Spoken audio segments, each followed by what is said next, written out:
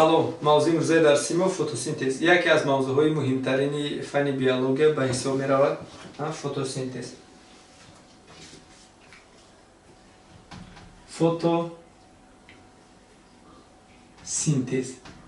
فتوسینتز از دو کلمه یونانی فوتو این روشنایی از سینتز باشد حاصل شوی. حاصل شوی یگان پیوستگی حاصل شوی چیزی که باشد یعنی حاصل شدنش. و درس‌های فتوسینتز کدام علوم بیشتر کار کردن؟ علم روس ارکادیویچ تیمیریازف، علم انگلیس جان پریستلی، بعد کالوین و به همین مانند زیاد علمان چی درس‌های فتوسینتز کار کردن. و فتوسینتز این به نهایت جریان مهمی باشد و دانستن ما این موضوع رو به نهایت چی حتمی است. در بسیار مورد در سوال‌های مرکز ملی تستی بعد در یگی اگر شما اهمیت داشته رسیم میسپارم به نهایت زیاد از موضوع فتوسینتز میتین سوال میتین. و فتوسینتز اصلا در کجا به عمل میاد؟ جایی به عمل آمده فتوسینتز اصلا در پلاستیده های سبز، در پلاستیده کدام نمود پلاستیده های سبز یعنی در خلوروپلاست به عمل میاد. حالا ما خلوروپلاست هم پلاستیده سبز خلوروپلاست رو چی میکنیم؟ تصویر میکنیم. ببینید این ساختاری که شما میبینید حالا این چی است؟ این پلاستیده است، ممبران بیرونی پلاستیده و این دویمش باشد ممبران داخلی پلاستیده. و از حساب ممبران داخلی یک ساختار به عمل میاد. و این با دیگر رنگ اشاره کنیم برای فهمیدن. این دانچه‌ای که می‌بینید شما این چین لوحه‌ای که می‌بینید چی نام دارد؟ تیلاکوید نام دارد. این دانچه‌ها نام دارد چی؟ تیلاکوید. و تیلاکوید رو با هم پیوست شده چی را حاصل میکنن؟ گراند را حاصل میکنن.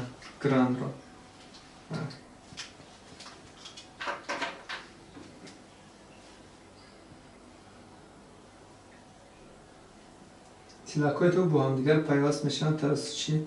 توسط لیومین. ببینید آن این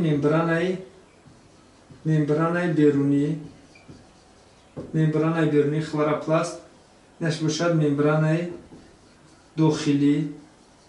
ممبران داخلی خلوروپلاست. و این ساختار که میبینید یک دانه می ساختار یک تاش نام داره چی؟ تیلاکوید. و کوکی این تیلاکوید ها کوکی تیلاکوید چی میگن؟ چی نام دارد؟ لیومن. و این کمپلکسی نمی تیلاکوید ها یک چند تیلاکوید پیوست شد چی رو حاصل میکنن؟ یک ساختار رو حاصل میکنن که این رو چی میگن؟ گران. و تیلاکوید ها با هم دیگر گران ها با هم دیگر پیوست میشن توسط چی؟ این ساختار نام دارد چی؟ لامیلا. توسط لامیلا پیوست میشن.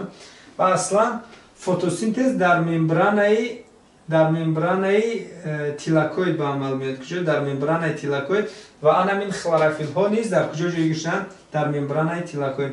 حالا ما ممبران بیولوژی تیلاکوید رو تصویر میکنیم. ببینید بعد مانند دیگر ممبران های بیولوژی است.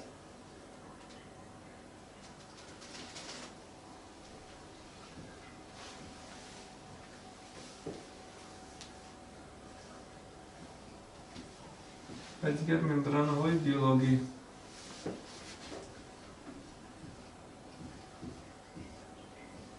این گلیسرین کیسلات اولی چربی هست. گلیسرین دمچه هاش چه؟ کیسلات اولی چربی.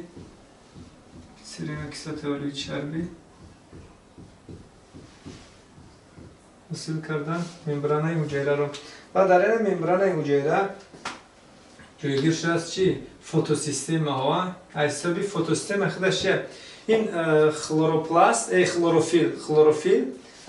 خلوروفیل با مجموعه خلوروفیل و فرمنت چی روز میکنه؟ فوتوسیستم روز میکنه. مجموعه خلوروفیل و فرمنت چی روز میکنن؟ فوتوسیستم رو حاصل میکنن.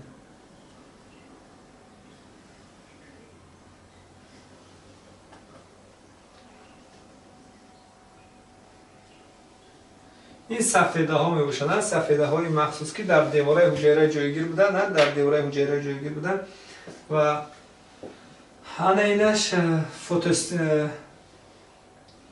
خلوروفیل 700 این فوتوسیستم یک می باشند. فوتوسیستم چند؟ فوتوسیستم یک.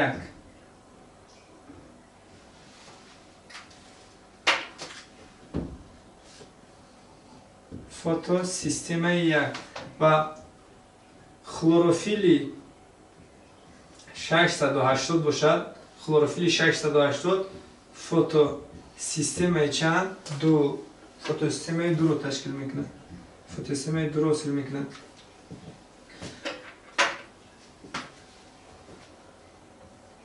ممبرانه حجره هستند. ممبرانه چی هستند؟ ممبرانه تیلاکوید. از این ممبران داخل رو میگیم چی؟ یعنی داخلی تیلاکوید میشه که لیومن و از این بالا رو چی میگیم؟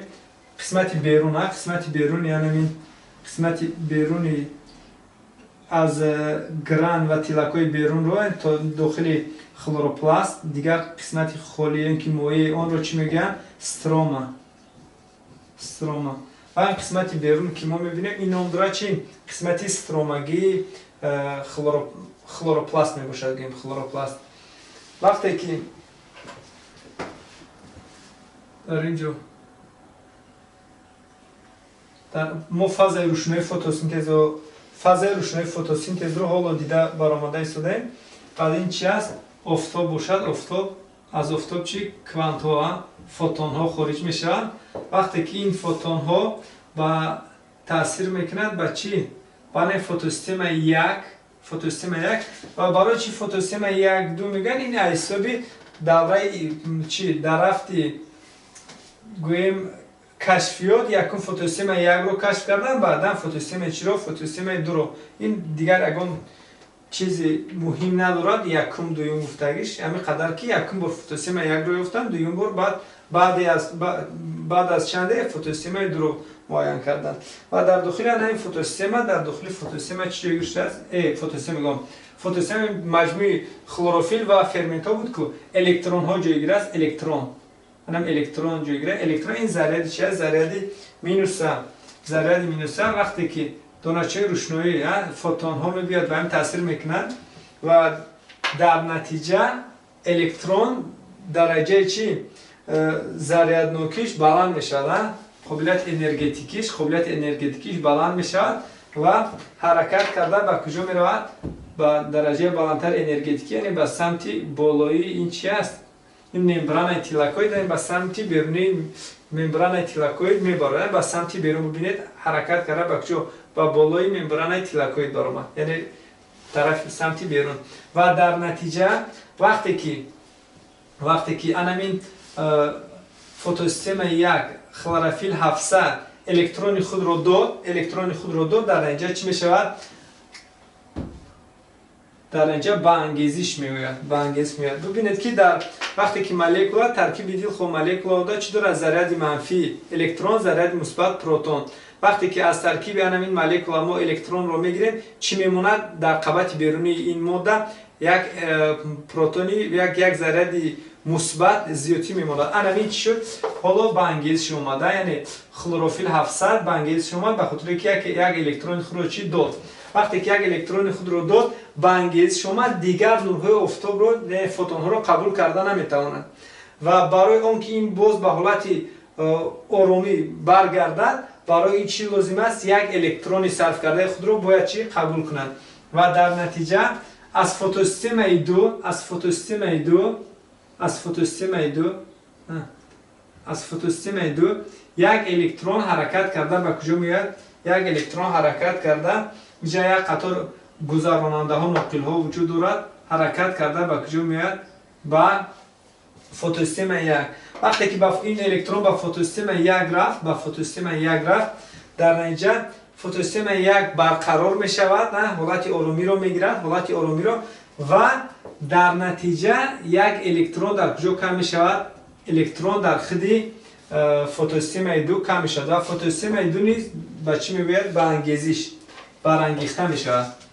وقتی که فوتوسیستم دو برانگیخته می شود، ببینید در داخل همین گران، در داخل گران چی وارد شده بود؟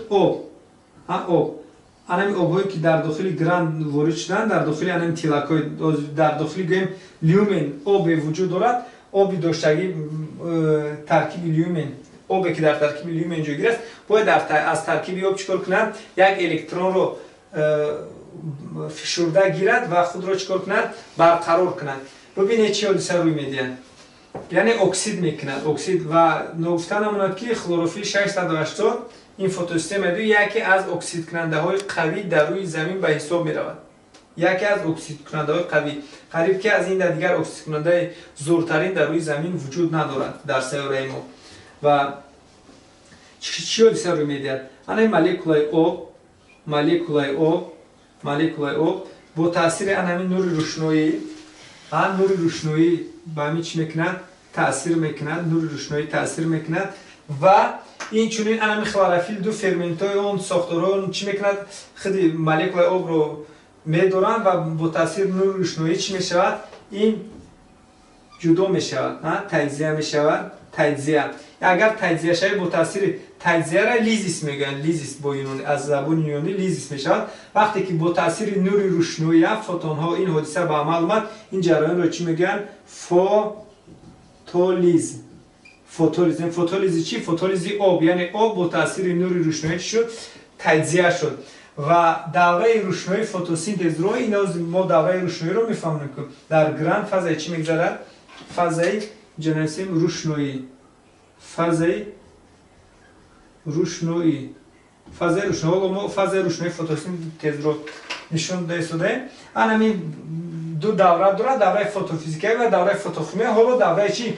دوره فوتوفیزیکاییش همین فوتولیز چی؟ فوتولیز آب است. همین جای برون هستیم دوره فوتوفیزیکایی، یعنی فاز روشنایی فوتوسینتز دارد دوره فوتوفیزیکایی و دوره فوتوشیمی. حالا دوره چی؟ فوتوفیزیکایی است. یعنی با تاثیر نور روشنایی فوتون ها آب شد؟ جدا شد به مولکولای OH مینوس و H باشه چی؟ پلوس. ببینید در مولکولای OH اگر ترکیب شیمیایی اون رو نگاه کنیم، وقتی که در بالای مولکول مینوس گذاشته شده است، این نشانه اون است که یک تا الکترونی زیادتی دارد، یک تا الکترونی زیادتی، این OH مینوس یک تا الکترونی زیادتی دارد. و همین فوتوسیستم دو چیکار میکنند؟ همین از ترکیب مولکول OH یک الکترون رو چی میکند؟ فشرده میگیرد و در نتیجه جای الکترون از دست داده خود رو برقرار میکند. یعنی خود رو چی میکند؟ برقرار میکند. وقتی که خود رو برقرار کرد، این مولکول OH چی میشود؟ مولکول OH میشود یک گروهی، یک رادیکال OH میشود، رادیکال OH و یک چند تا خیلی رادیکال OH، یک چند تا رادیکال OH، رادیکال های آزادی OH، یک چند تا رادیکال های آزادی OH، مثلا 4 تا رادیکال آزادی OH به هم دیگر پیوست شده حاصل میکنند دو مولکول آب و یک مولکول اکسیژن مولکولایی. و همین اکسیژنی که حاصل میشود این دیگر در داخل لیومن ایستاده نمیتواند و حرکت کرده به کجا؟ از داخل لیومن به داخل استروما، از داخل استروما حرکت کرده به سمت بیرون چی؟ خارج میشه، یعنی به بیرون میبرد و این مولکول می باشد که برای نفس کشی تمام موجود زنده لازم است. ببینید مکانیزم پیداشوی اکسیژن چگونه به عمل اومد و رسانی خودش. مقصدناک نیست که حتمی رسانی برای ما باید اکسیژن خارج میکرد، این خیلی نیست، چون که برای دسترس کردن یک الکترون از ترکیب آب و چیکار کرد؟ این الکترون رو گرفت و این ریاکسیون خود به خود چی باقی جریان گرفت و در نتیجه این ریاکسیون چی حاصل شد؟ اکسیژن مولکولایی که به اتمسفر هوا چی خارج می شود. بعدا در اینجا چی باقی ماند؟ H. وقتی که این جریان به عمل این جریان رفتن میگیره، باز فوتون تاثیر میکند، باز الکترون رو از دست میده، الکترون چی به سمت بیرون میبراید. خلاصه این باز از ترکیب آب مولکول الکترون رو فشرده گرفتن میگیرد، این جریان رفتن میگیرد و در نتیجه در ترکیب انامین لیومن چی میشود؟ مقدار هیدروژن زیاد شدن میگیرد و در نتیجه فرقیت پتانسیل به عمل میاد. فرقیت یعنی بیوپتانسیل این حاصل شوی جریان برق که جریان الکتریکی رو در ارگانیسم زنده میگن به عمل میشه. فرقیت که به عمل میآید و در نتیجه توسط کانال های مخصوص انامین الکترون ها باید و بینید که در داخل استروما باشد مولکولای هیدروژن چی شدن میگیرد؟ مولکولای هیدروژن کم شدن میگیرد و در داخل لیومن باشد زیاد شدن میگیرد و باید برای بالانس رو برای برقرار کردن موازنه باید این مولکولای هیدروژن چی شود؟ مولکولای هیدروژن از ترکیب لیومن باید به بیرون برآورده شود، توسط کانال های مخصوص باید به بیرون برآورده شود.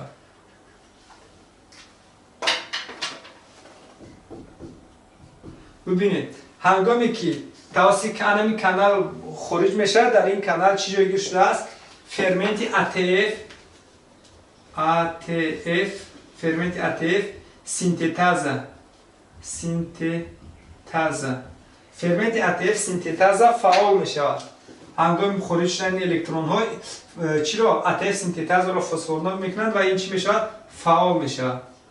این مولکولا فعال می شود و در نتیجه ATF سینتزا چیکار میکنه؟ مولکولای ADF رو ادنوزین دیفسفات رو با باقی مانده کسلات فسفات HPO4 یعنی با باقی مانده کسلات فسفات چی میکنند؟ پیوست میکنند با باقی مانده کسلات فسفات پیوست میکنند و در نتیجه چی حاصل میشود؟ ATF ادنوزین تریفسفات. خیلی در اینجا از H2PO4 میباشد. از ترکیب ADF اگر مولکولای شیمیایی شکل شد OH جدا میشه، از ترکیب H2PO4 یک مولکولای هیدروژن و مولکولای آب وصل میشود و ADF با ATF خیلی شیمی میباشد. خلاصه با تاثیر همین ATF سینتزا با تاثیر ATF سینتزا از مولکولای ADF رو با قیمت کسلات فسفات با HPO4 چی میکنن؟ پیوست میکنن، با HPO4 پیوست میکنن، حاصل میشد مولکولای ATF. خلاصه گپ اگر بگیم از مولکولای ADF با تاثیر فرمنت ATF سینتزا حاصل میشود چی؟ ATF که این مولکولا انرژی یونیورسالی میباشد. انرژی یونیورسالی این ببین در کجا با عمل میآید؟ در داخل لیومن. در داخل لیومن این مولکولا ATF حاصل شدن میگیرد و باقی مانده این مولکولای هیدروژن به کجا؟ به سمت بیرون حرکت میکنند و همین هیدروژنی که ما میبینیم برای چی پیروسه است؟ برای که یک الکترونش نمیرسد. ترکیب مولکولای هیدروژن دارد یک الکترون، یک تا پروتونش این پیروسه، الکترونش مینوسه. الکترون که ندارد این چی است؟ تنها پروتون دارد، ذرهش پیروسه و همین الکترون هایی که با تاثیر نور روشنایی به سمت بیرون تلک‌های به سمت ممبران بیرونی تلک‌های برآمد برای برقرار کردن چی؟ برای الکترون میگیره برای برقرار کردن این هیدروژن صرف میشه و در نتیجه چی میشه؟ هیدروژن اتمی. این هیدروژن هم دارد هیدروژن اتمی. به نهایت این مولکولا به نهایت ماده خوفناک میباشد و باید با یگان ماده دیگر باید پیوست شود و در نتیجه این ماده پیوست میشد، هیدروژن اتمی پیوست میشد با مولکولای چی؟ با مولکولای نطف پیوست میشود. این به چی پیوست میشود؟ با مولکولای نطف پیوست میشود. و حاصل میشود چی؟ نطف H2 حاصل میشود. و خلاصه در اینجا فاز روشنایی فتوسنتز به اتمام میرسد. فاز روشنایی فتوسنتز به اتمام میرسد و کدام ماده های مهم در اینجا فاز روشنایی حاصل میشد. ببینید یکم ماده حاصل شدگیش برای ما ماده مهم این چی است؟ ATF، ادنوزین تریفسفات انرژی اونیورسالی است. ATF یکم ماده چی است؟ ATF حاصل شد. دوم ماده این چی حاصل شد؟ NADF. دوم ماده چی حاصل شد؟ دوم ماده NADF که در ترکیبش هیدروژن ها رو چی ذخیره کرده ایستاده است. و سوم ماده در نتیجه فوتولیز حاصل شد چی؟ اکسیژن مولکولاوی. فهمو؟ این جریان فوتوفیزیکوی است و باقی حاصل شوی NADF و حاصل شوی ATF این دوره چی؟ فوتوشیمیایی است. فوتوشیمیایی. ما داشتیم فوتوفیزیکایی و دوره چی؟ دوره فوتوشیمیایی. این دویم دورهش چی نام دارد؟ دوره فوتوشیمیایی. این دوره دویمی فاز روشنایی چی نام دارد؟ دوره فوتوشیمیایی که در نتیجه آن چی حاصل شد؟ ATF و حاصل شد چی؟ مولکولای NADF. این بود دویر به فازای چی؟ روشنایی فتوسنتز.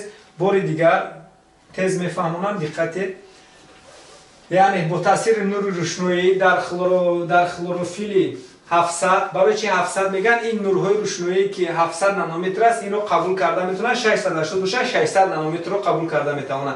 وقتی که نور روشنایی تاثیر میکنه در خلوروفیل 700 این فتوسیستم یک در فوتون ها تاثیر میکنن، الکترون ها رو چی میکنن؟ الکترون ها رو برانگیخته میکنن، به هیجان میاد و الکترون ها چی حرکت کرده به قوه به سمت بالا حرکت میکنن، یعنی خلاصه به سمت بیرونی ممبران تیلاکوید میبرند و در نتیجه در فتوسیستم یک چی الکترون نمیرسد و این چی میشه؟ خلوروفیل 700 پلوس یعنی برانگیخته میشود و دیگر قابلیت قبول کردن فوتون ها رو ندارد. ببینید اگر ارگانیسم هر یک حجره اگر به هیجان اومد دیگر تاثیر انگیزنده را قبول کردن نمیتونه چون که خودش در حال هیجان است. این هم چنین است. وقتی که تاثیر کرد به انگیزش اومد فوتون الکترون بیرون برآمد به انگیزش اومد باید این رو برقرار کردن در کل و در جای فوتوسیستم از فوتوسیستم 2 برای برقرار کردن الکترون خود رو به چی میتیند؟ به فوتوسیستم 1 میدهند. وقتی که فوتوسیستم در بعد سوال ببینید که این فوتوسیستم چه الکترونش میتیند؟ الان این نورهای روشنایی با همین فوتوسیستم دو هم تاثیر میکنند. این هم برانگیخته میشه و حرکت کرده به کدام سمت میرود؟ پس وقتی در او گذشته الکترونش پس شدن میگیره و آمده در فوتوسیستم چی؟ فوتوسیستم 1 میموند و الکترونی از دست داده او رو برقرار میکنه و خودش باشد فوتوسیستم 2 یعنی خلوروفیل 680 چی میشد؟ به انگیزش میاد. از که الکترون رو از دست داد و در نتیجه از داخل لیومن چی مولکول آب وجود دارد باید از ترکیب آب الکترون چیکار کنه؟ کشیده بگیرد. برای گرفتن باید مولکول آب رو داشته میگیرد و در نتیجه نورهای روشنایی تاثیر میکنه. این مولکول آب فوتولیز میشود با H پلوس OH تجزیه میشود. OH مینوس و همین گروه هیدروکسیلی انا از ترکیب OH یک الکترون رو میگیرد و خود رو برقرار میکند.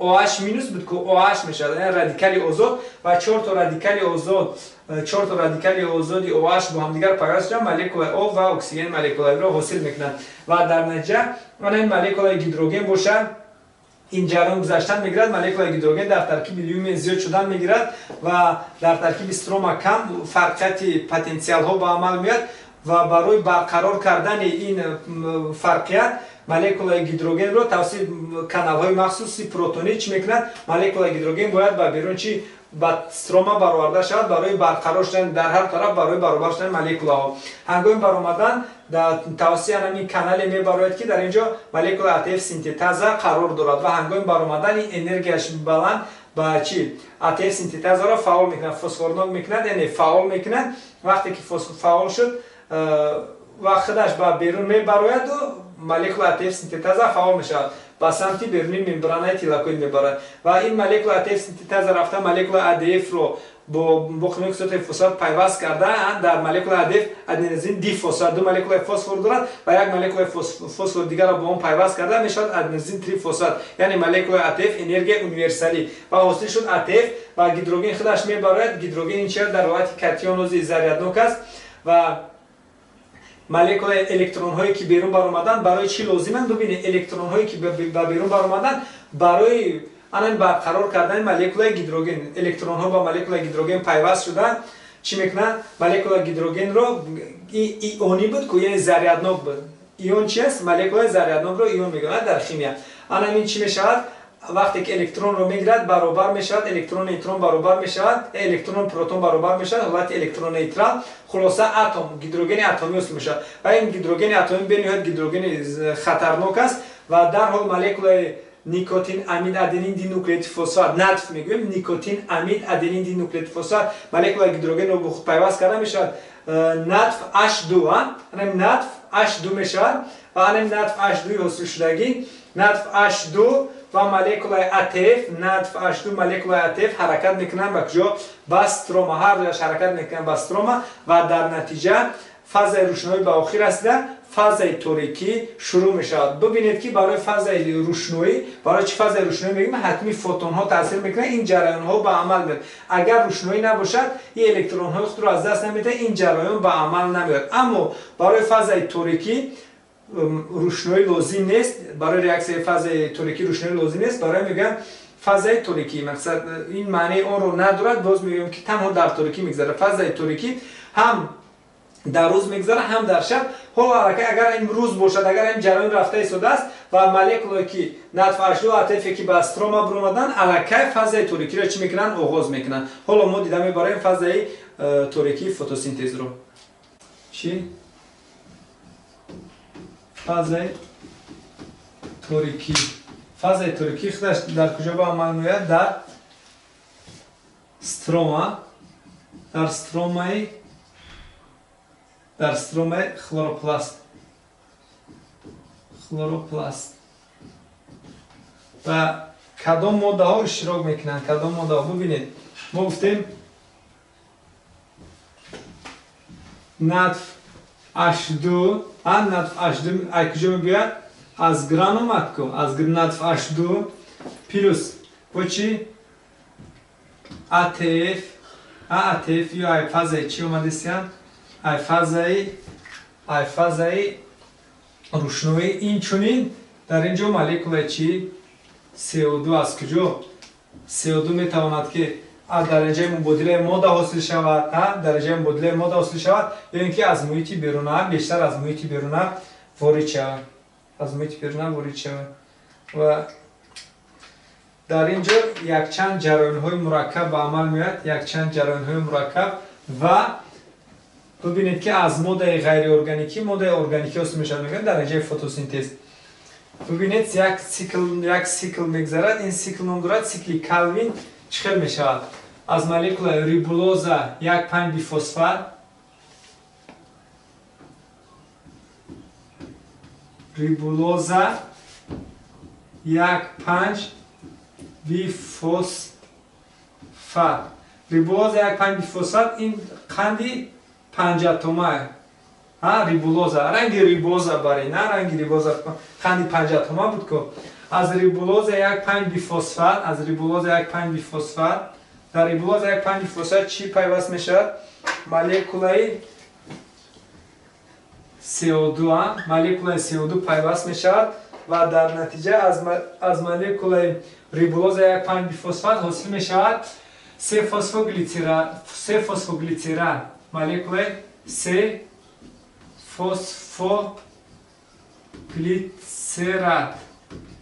فسفوگلیسرات حاصل میشه. ببینید و از مولکول 3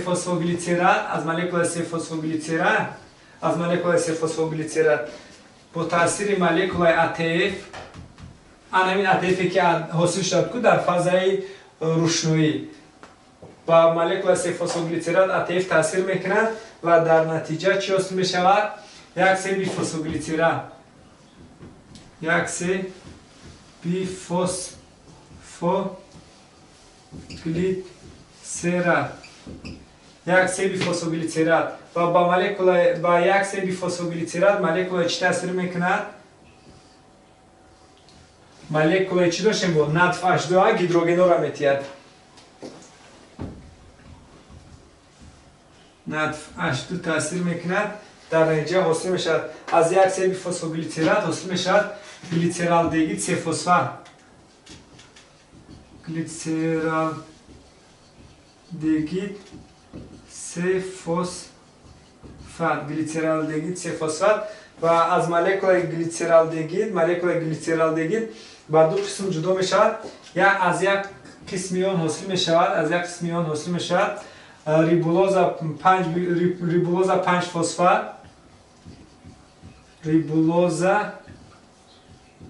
5 فسفر و یک قسم گلیسرالدگید 3 فسفر برای سینتزی چی صرف می شود؟ برای سینتزی قند، یعنی برای قندانم گلوکوزای میگفتیم، برای سینتزی قند و ریبولوزا 3 فسفات باشد چی را برقرار میکنند؟ باز ریبولوزا 1,5 بیفسفات با تاثیر مولکول چی؟ مولکول ATF داشتیم. مولکول ATF انم ATF کی حاصل شده بود؟ ببینید انم سیکل کی حاصل شد. این سیکل نام سیکلی کالوین. بله سیکلی کالوین. ببینید جریان چه میگذره به طور سیکلی. یک ما داشتیم ریبولوزا 1,5 بیفسفات در داخل استروما ریبولوزا 1,5 بیفسفات قرار داشت. از بیرون چی CO2 اومد، دو اکسید کربن اومد و از ریبولوزا 1,5 بیفسفات حاصل شد 3 فسفوگلیسرات. مولکول 3 فسفوگلیسرات و مولکول 3 فسفوگلیسرات با تاثیر ATF حاصل شد یک 3 بیفسفوگلیسرات. از 3 فسفوگلیسرات با تاثیر ATF حاصل شد یک 3 بیفسفوگلیسرات با تاثیر نطف H2 حاصل شد گلیسرالدگید 3 فسفات. گلیسرالدگید 3 فسفات اصلا 6 مولکول حاصل میشه. اونجا یک مولکولش برای سینتز قند صرف میشود گلوکوزا و 5 مولکول دیگه‌اش ریبولوزا 5 فسفات. ریبولوزا برای ریبولوزا 5 فسفات و از ریبولوزا 5 فسفات با تاثیر ATF حاصل میشه چی؟ حاصل میشود ریبولوزا 1,5 بیفسفات. بازم خیلی سیکل گذاشتن میگیرد، سیکل رفتن میگیرد. همین سیکل شکلی کوتاه و مختصر سیکل چی میباشد؟ سیکلی کالوین میباشد. و فرمولای فتوسینتز رو ببینید. فرمولای عمومی فتوسینتز رو چگونه تاثیر میکنند؟ ما داریم هنگام فرمولای عمومی فتوسینتز 6 مولکول CO2 با تاثیر 6 مولکول آب 6 مولکول CO2 با 6 مولکول آب با تاثیر نورهای روشنایی فوتون ها پیوست شده در کجا؟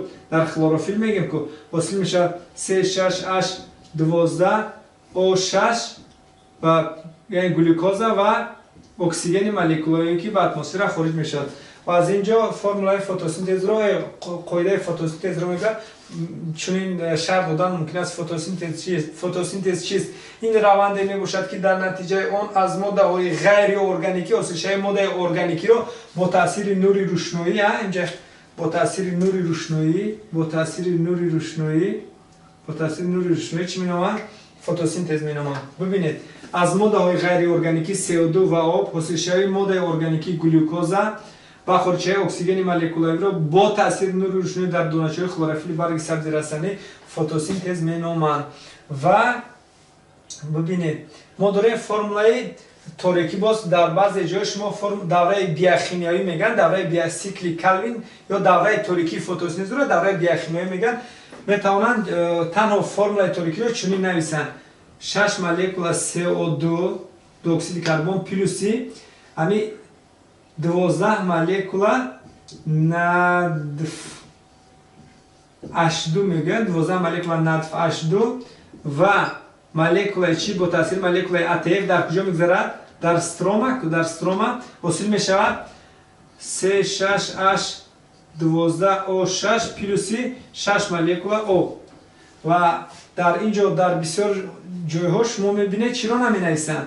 مولکول نطف نمینویسند یک بار 12 ضرب چی H2 مینویسند 24 مولکول چی 24 مولکول هیدروژن، یعنی 6 مولکول دو اکسید کربن با 24 مولکول گیدروگن با تاثیر عطف ریاکسیا کرده حاصل میکنه چی گلوکوزا و آب. خلاصه اگر سوال شود که در روند فتوسینتز اکسیژن CO2 آب تاثیر کرد، اکسیژن حاصل شده، اکسیژن از حساب CO2 یا از حساب آب حاصل میشه، شما میگه اکسیژن از حساب مولکول آب حاصل میشه. در نتیجه چی؟ در نتیجه فوتولیز ما گذشته بودیم فوتولیز. و باز یک تجربه کردگانه جان پریستلی اگر اهمیت داده باشد چیکار کردگه جان پریستلی تجربه کردگه که یک ظرف گرفتگن یک ظرف بانکه را و در زیر بانکه چی موندگن دو تا ظرفی هم خیلی گرفتن، دو بانکه را گرفتن، دو بانکه را در هر دیش موش موندن، یک موش مونده درش هم یک موش مونده، موش موندن کرشی موش حساب کردم و در یک تاش چی مونده رستنی گذاشتن، رستنی سبز